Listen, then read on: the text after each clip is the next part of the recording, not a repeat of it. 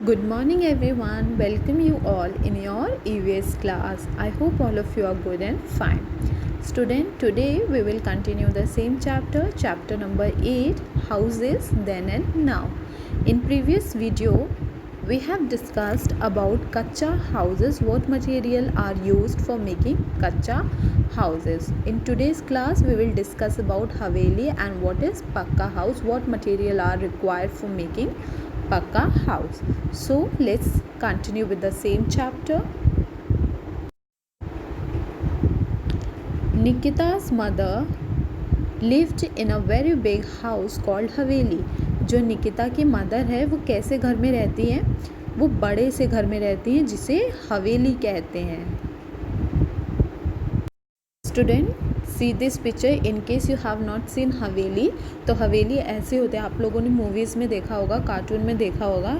हवेली वैसी जगह होती थी जिसमें राजा महाराजा रहते थे. ठीक है, बहुत बड़ा, बहुत बड़ी जो हाउसेस होते थे उनको हवेली कहते हैं. This is the picture of haveli. Space was not a problem in those day. अब यहाँ पे बता रहे हैं कि जो पुराना ज़माना था या जो इससे पहले का टाइम था तो वहाँ पे स्पेस की, जगह की इतनी ज़्यादा प्रॉब्लम नहीं थी. So many people build single storey houses.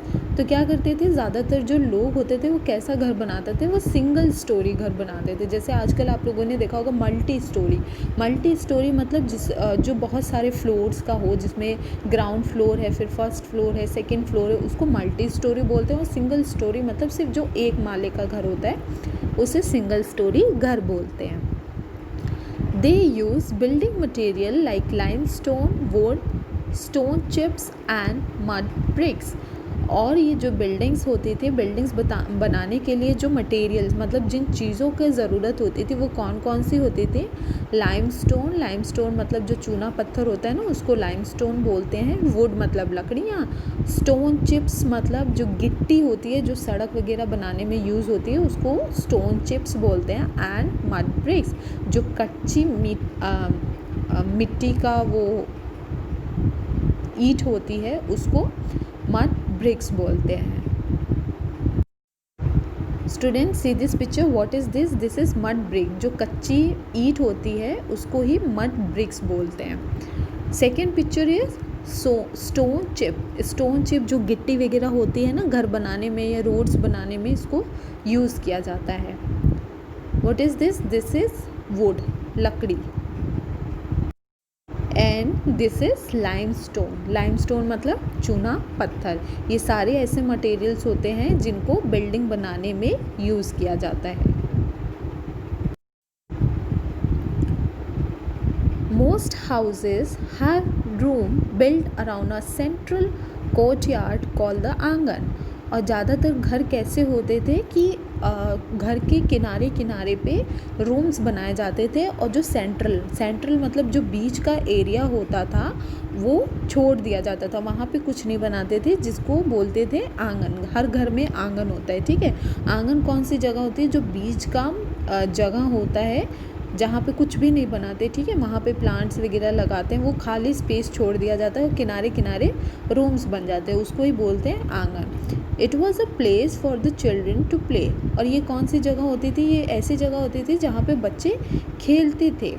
Elder to sit and chat and women to work. और यहाँ पे जो बड़े होते थे घर के वो बैठते थे, एक दूसरे से बातें करते थे. और जो वुमेन होती थी घर की औरतें, वही यहीं पे बैठ के अपने काम निपटाती थी, मीन्स काम करती थी. ठीक है. This kind of houses had high ceilings and thick walls. और इस तरीके के जो हाउसेस होते थे, ये जो हवेलीज़ होती थी, ये कैसी होती थी? इनकी जो सीलिंग्स होती थी मतलब इनकी जो छत होती थी वो बहुत ऊंची होती थी. और जो इनके वॉल्स होती थी, दीवारें होती थी, वो कैसी होती थी? बहुत थिक होती थी. थिक मतलब बहुत मोटी होती थी. The walls kept the house cool even in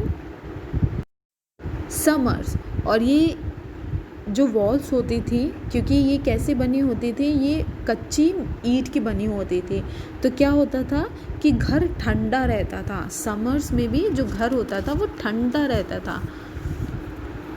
people did not need air conditioner और cooler in summer as we need now the day. और क्योंकि घर ऐसी चीज़ों से बना रहता था तो घर के अंदर का जो टेम्परेचर रहता था वो कैसा रहता था, एकदम नॉर्मल रहता था, ठंडा रहता था। तो उस समय में जो लोग थे उनको ना एसी की ज़रूरत पड़ती थी, मीन्स एयर कंडीशनर की उनको ज़रूरत नहीं पड़ती थी, और ना ही उनको कूलर्स की ज़रूरत पड़ती थी। जैसे आजकल हम लोगों को समर स्टार्ट नहीं होता कि हमको कूलर की ज़रूरत पड़ती है, एसी की ज़रूरत पड़ती है। उस समय में लोगों को ऐसी चीज़ों की ज़रूरत नहीं पड़ती थी, क्योंकि जो उनका घर होता था वो ऐसी चीज़ों से बना होता था कि जिससे घर का जो टेम्परेचर वो ठंडा ही बना रहता था। The kitchen was built at a distance from the other room to prevent the smoke from entering the room।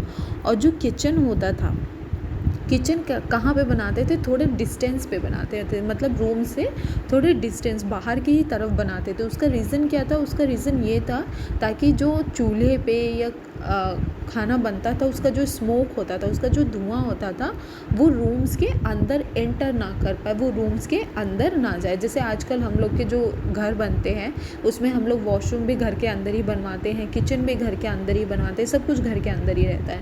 तो पहले के ज़माने में लोग ऐसे घर नहीं बनवाते थे। दे कीप डिस्टेंस किचन और रूम्स के बीच में, ताकि जो स्मोक होता है वो रूम्स के अंदर ना जाए। Even the bathroom was build at a distance from the other room. और जो बाथरूम्स, अभी मैंने बताया कि जो बाथरूम्स या वॉशरूम्स वगैरह बनवाए जाते थे वो भी घर से थोड़ी डिस्टेंस पे ही बनवाया जाता था। आजकल तो हम लोग के घर में वॉशरूम भी बगल में ही रहता है, किचन भी बगल में ही रहता है, लेकिन पहले के टाइम में लोग इन सारी बातों का बहुत ज़्यादा ध्यान रखते थे। Nowadays, most of the people in towns and city live in पक्का हाउस। लेकिन आज के समय में ज़्यादातर लोग कहाँ पे रहते हैं? विलेजेस में रहना किसी को पसंद नहीं है। क्यों? क्योंकि फैसिलिटीज़ इतनी अच्छी विलेजेस में नहीं है, तो लोग ज़्यादातर टाउन और सिटीज़ में रहना पसंद, शहरों में रहना पसंद करते हैं। और वो कैसे घर में रहते हैं? वो पक्के घर में रहते हैं। These houses are made up of building materials like bricks, cement, tiles, marbles, iron and glass। और ये जो पक्का हाउस होता है, ये पक्का हाउस बनाने के लिए कौन कौन से मटेरियल, कौन कौन सी चीज़ों की ज़रूरत पड़ती है? ब्रिक्स मतलब होता है ये जो ईंट होती है, पक्की वाली ईंट होती है। आपने जब घर वर बनता है तो आप देखोगे रेड कलर की ईंट होती है, उसको ही ब्रिक बोलते हैं। सीमेंट की ज़रूरत पड़ती है। टाइल्स, घर वगैरह में आजकल बहुत टाइल्स का यूज़ हो रहा है। देन मार्बल्स, जिसको हम लोग बोलते हैं ना मरमर का पत्थर, मार्बल वाइट कलर का जो होता है मोस्टली। आयरन और ग्लास, ये सारी चीज़ों का इस्तेमाल करते हैं जब पक्का हाउस बनता है। ठीक है, हमने अभी हवेली के बारे में पढ़ा, उसके बाद हम लोगों ने पक्का हाउस के बारे में पढ़ा। पक्का हाउस क्या होता है? पक्का हाउस हमको मोस्टली टाउन और सिटीज़ में देखने को मिलेंगे। और ये कौन सी चीज़ों से बनते हैं, कौन से बिल्डिंग मटेरियल रिक्वायर्ड होते हैं? ब्रिक्स मतलब ईंट, cement, tiles, marble, iron and glass, ये सारी चीज़ों को मिला के पक्का हाउस तैयार किया जाता है।